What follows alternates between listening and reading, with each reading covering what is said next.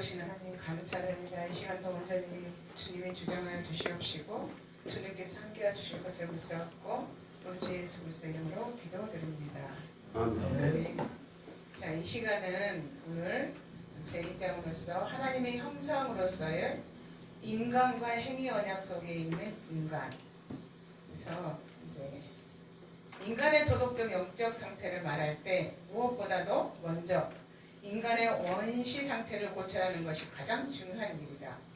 여기서 특별히 생각하고자 하는 두 주제는 하나님의 형상으로서의 인간과 행위 언약 속에 있는 인간입니다. 오늘은 하나님의 형상으로서의 인간 먼저 살펴보겠습니다. 하나님의 형상인 인간에 관한 성경적 교훈. 자, 성경은 인간을 하나님의 작품의 면류관으로 표현하고 있습니다. 그러니까 하나님의 특별 영광은 인간이 하나님의 형상대로 창조되고 하나님의 모양대로 창조되었다는 데 있습니다. 형상과 모양이라는 명사를 명확하게 구분지어 보려는 시도가 오늘까지 행해져 왔습니다. 어떤 학자에 의하면 전자는 육체와 관련되고 형상은 육체와 관련되고 후자는 영혼과 관련되었다고 보고 있다. 어거스틴의 주장대로 하면 형상과 모양은 영혼의 지적 특성과 도덕적 특성에 각각 관련되어 있다. 그리고 로마 캐톨릭파에 의하면 형상은 인간에게 주어진 자연적 은사의 표시요, 모양은 인간이 초자연적으로 받은 은사의 칭호, 곧 원시적 의로 보았다. 그러나 이 명사들은 동의어로 사용됐을 것이며 약간의 차이점이 있기는 하겠지만 이 양자는 동일한 것을 말하고 있을 것이다. 다음의 여러 구절은 이 두 명사가 서로 바뀌어 쓰일 수 있도록 사용되었다는 것을 명백히 말하여 준다. 우리는 모양대로라는 말은 분명히 형상이 거의 같다든가 혹은 전혀 유사하다는 사실을 강조하는 데 사용되었다. 하나님의 형상대로 지음을 받았다는 인간 창조의 교리는 각각 가장 중요한 것이다. 왜냐하면 그 형상은 인간에게 있어서 가장 특징적인 것이며 인간을 동물과 그 밖의 모든 창조물에서 구별 지어주는 것이기 때문이다. 우리가 알고 있는 한 천사들까지도 그 영예를 인간과 함께 부여받지 못했다. 그들은 확실히 인간과 같은 의미에서나 그 정도에 있어서도 하나님의 형상을 지니고 있는 자들이 아니다. 자, 교재에서 보면 하나님의 형상과 모양을 부여받은 것은 오직 인간뿐이라고 말을 하죠. 네, 하나님의 형상을 부여받은 인간. 우리는 성경은 인간을 하나님의 작품의 면류관이라고 표현하고 있어요. 근데 면류관은 자랑의 대상이잖아요. 그죠? 자, 바울은 빌립보서 4장 1절이나 살전 2장 19절에서 같은 데서 잘 순종하는 교회들을 가리켜 자신의 면류관 또는 영광이라고 부르고 있습니다. 데살로니가에 있는 사람들은 강림하실 때 그리스도께 바칠 기쁨의 선물로 간주하고 있다는 거죠. 계시록 2장 10절에서 보면 서문화 교회의 생명의 면류관, 죽도록 충성하라. 그리하면 생명의 면류관을 주리라. 생명으로 이루어진 상급을 표시하고 있습니다. 자, 유명한 시민들이 죽고 난 후에 훈장을 수여하는 모습을 우리가 보게 되죠. 그들은 영적 죽음을 위협받지 않는 영원한 생명, 즉 육체적 고통을 당하면서도 견딘 신실한 인간들에게 주는 죽고 나서 저 훈장을 받으면 뭐해? 그렇지만 그런 모습 다 성경에서 나온 걸로 봅니다. 그래서 인간은 하나님의 형상과 모양으로 지음을 받았는데 그럼 인간은 어떻게 그것을 알 수 있냐? 자, 아들은 하나님의 영혼의 광채시며 하나님의 본체의 형상입니다. 그러므로 신자들은 아들 안에서 신자들은 우리 인간은 하나님의 아들 안에서 하나님의 형상입니다. 그러니까 아들인 예수 그리스도의 안에서 그 하나님의 형상을 회복되는 거죠. 그러니까 신자 안에서 하나님의 형상이 회복됨을 로마서 8장 29절에서 말씀을 하고 있는데, 로마서 8장 29절에 보면 하나님이 미리 아신 자들로 또한 그 아들의 형상을 본받게 하기 위하여서 미리 정하셨으니, 이렇게 말씀을 하셔요. 또 중생을 통하여서 하나님의 형상이 회복되어야 되는데, 에베소서 4장 23절이나 골로새서 3장 13절에서 또 말씀을 하고 있죠. 골로새서 3장, 에베소서, 중생 하나님의 형상으로 회복된 것은 에베소서 4장 23절에 보면 오직 심령으로 새롭게 되어 하나님을 따라 의와 진리와 거룩함으로 지으심을 받은 새 사람을 입으라. 다 부정부로서 하나님이 예정하시고 하나님이 정해놓은 결과대로 우리는 예수 그리스도 안에서 하나님의 형상이 회복되어지고 새롭게 되며 새 사람을 입을 수 있다는 거예요. 자, 골로새 3장 10절에서는 새 사람을 입었으니 이는 자기를 창조하신 형상을 쫓아 지시기까지 새롭게 하심을 받은 자니라, 이렇게 말씀하는데 9절에 전제가 있어요. 너희가 서로 거짓말을 하지 말고 옛사람과 그 행위를 벗어버리고, 이렇게 전제가 되어 있어요. 빌립보서 3장 21절에 보면 하나님의 형상이 신자의 외형에까지 완성될 날이 있음을 빌립보서 3장 21절에서 말씀하고 있는데, 빌립보서 3장 21절에 보면 그가 만물을 자기에게 복종케 하실 수 있는 자의 역사로 우리의 낮은 몸을 자기 영광의 몸의 형체와 같이 병케하시리라. 병케하시리라, 개조하다는 거잖아요. 십자가상의 그리스도의 사역은 발해적입니다. 그렇지만 그 그리스도의 사역의 영향력은 영구한 가치를 부여해서 현재 진행중이며 또한 종말에 이르기까지 그리스도의 사역은 계속적으로 나타나게 되어 있다는 거죠. 살전 1장 9절에서 보면 사시고 참되신 하나님으로 돌이키라. 그러니까 우상숭배, 이제 에이돌론, 1497의 에이돌론인데, 이 에이돌론은 형상이지만 우상을 말할 때 많이 사용이 되었고, 그 우상숭배에서 사시고 참되신 하나님께로 돌이켜야 돼. 누가? 하나님의 형상으로 지음을 받았기 때문에. 그러므로 로마서 3장 8장 3절에 보면 곧 죄를 인하여 자기 아들을 죄 있는 육신의 모양으로 보내어 육신의 죄를 정하셨고, 예수님은 죄가 없으시잖아요. 죄가 없으신 예수님을 죄 있는 모양인 육신의 모양으로 보내사 자기의 백성들의 죄를 정하셨다는 거예요. 그러므로 그리스도의 영으로 말미암아 하나님을 기쁘시게 하는 자들로 변하게 하신다는 거죠. 네, 일상구의 에이도스는 형상과 겉모양에서 모양을 사용할 때 많이 사용되어졌고, 에이돌로는 1497은 형상이지만 다 같이 형상을 사용할 때, 지칭할 때 말하여지지만 우상에서 많이 사용해졌고, 에이콘은 형상과 유사하다 같다 해서 하나님의 일에서 많이 사용되어졌지만, 이 에이콘까지도 이것이 누구의 형상이고 누구의 글이냐 할 때에 그때도 이 에이콘을 사용했습니다. 그래서 딱 분명하게 이렇게 갈릴 수는 없지만 이 형상인 에이콘은 에오이카에서 파생된 단어인데, 에이콘은 유사하다와 같다. 그러니까 하나님이 만물을 창조하시고 그 만물 가운데서 하나님의 형상과 모양을 부여해서 지은 것은 인간밖에 없다는 거죠. 그래서 인간이 가장 하나님과 유사하게 지어졌으며, 이 인간은 하나님을 섬기는 자들로, 또한 하나님을 교재에서 그렇게 말하는 거잖아요. 성경에서 인간은 하나님의 창조의 면류관이다. 여러분, 우리가 자녀가 잘 됐어요. 그러면 그 자녀는 나가서 자랑거리가 돼요.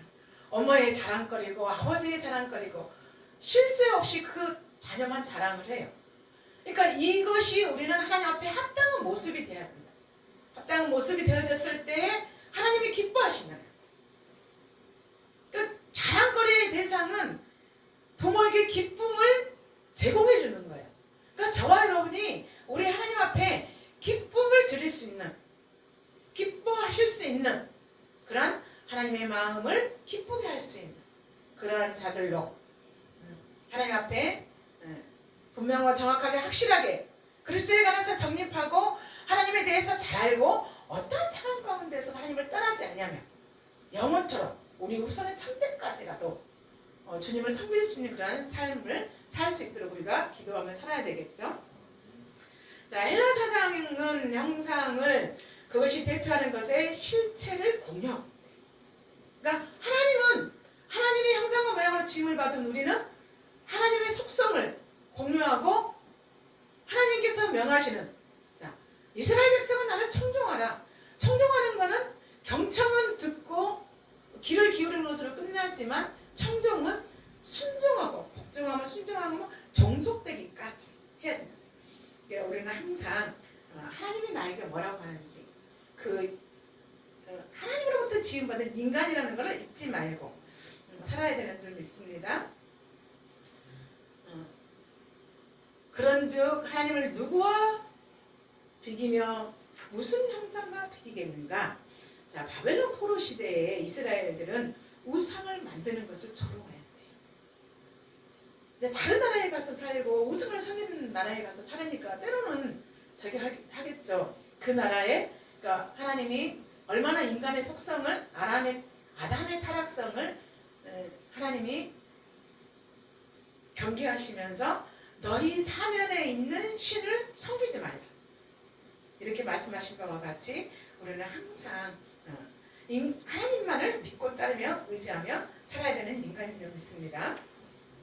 자, 인간 속에 있는 하나님의 형상의 목표와 목적은 세상을 지배하는, 그러니까 하나님은 인간을 통하여서 하나님의 역사를 만들어가는데 그 역사 속에서 하나님의 형상과 모양대로 지음받은 하나님의 사람들을 통하여서 세상을 지배하십니다. 그러니까 모든 역사가 하나님의 백성들로부터 백성들의 위주로 돌아가고 하나님이 사용하시는 하나님의 사람들에 의하여서 세상이 지배되지 않는다.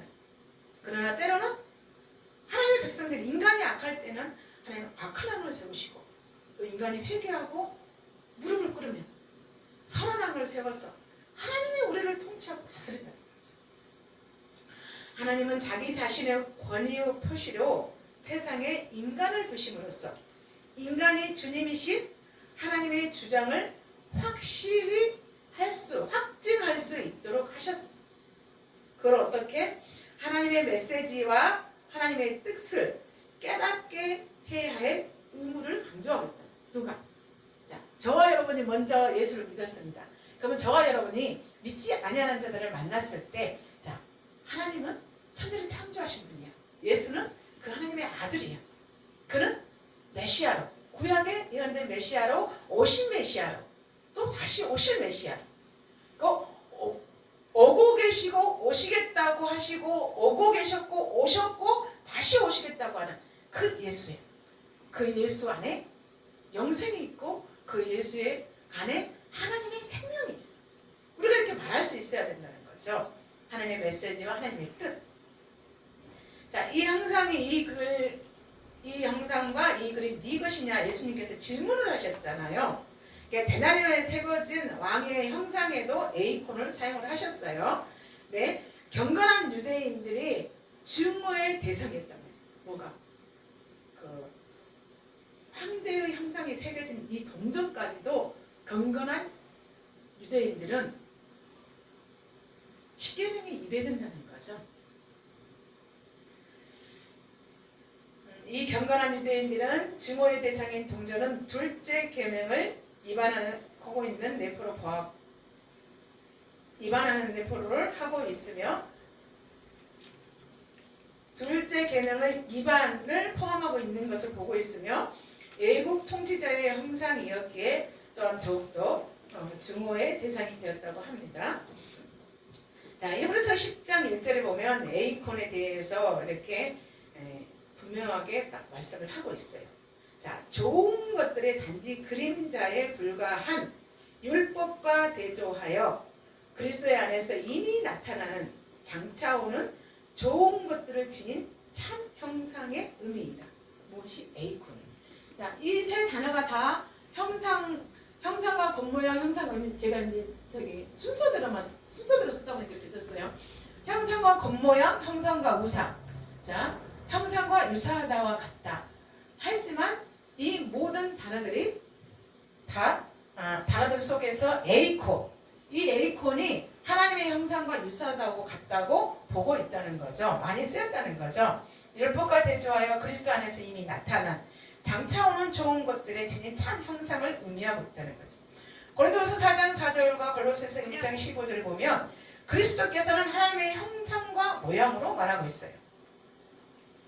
그리스도의 하나님의 형상과 모양으로 말하고 있으면서 율법은 장차 오는 좋은 일의 그림자, 그리고 예수 그리스도는 참 형상으로 하나님의 형상과 모양으로 그가 오심으로 온전케 할 수 있다. 율법은 온전케 할 수 없고 오직 그리스도만이 우리 인간을 온전케 할 수 있다.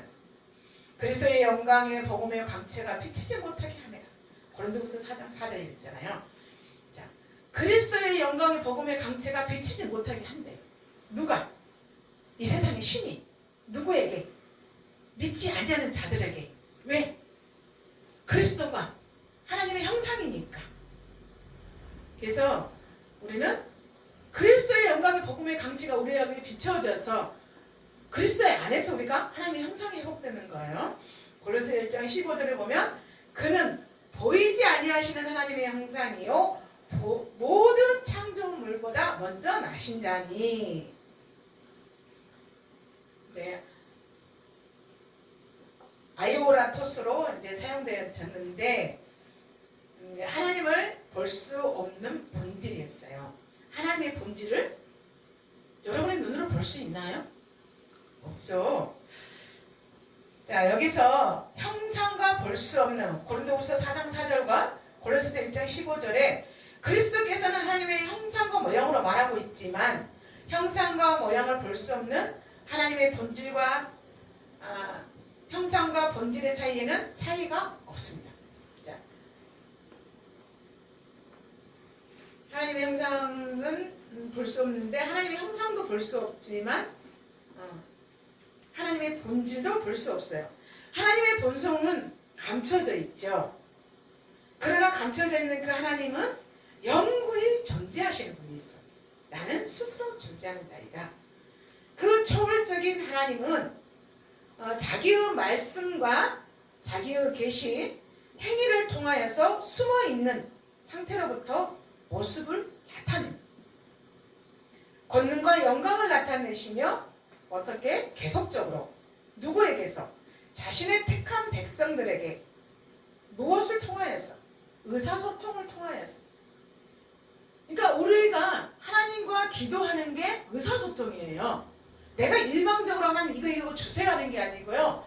하나님이 원하시는 기도, 하나님을 기쁘게 하는 기도. 그 기도 속에서 하나님은 우리를 간섭하시고 인도하시며 사랑으로 이끌어 가시는 거죠. 자, 몇 분까지 해야 되나요 지금? 괜찮아요?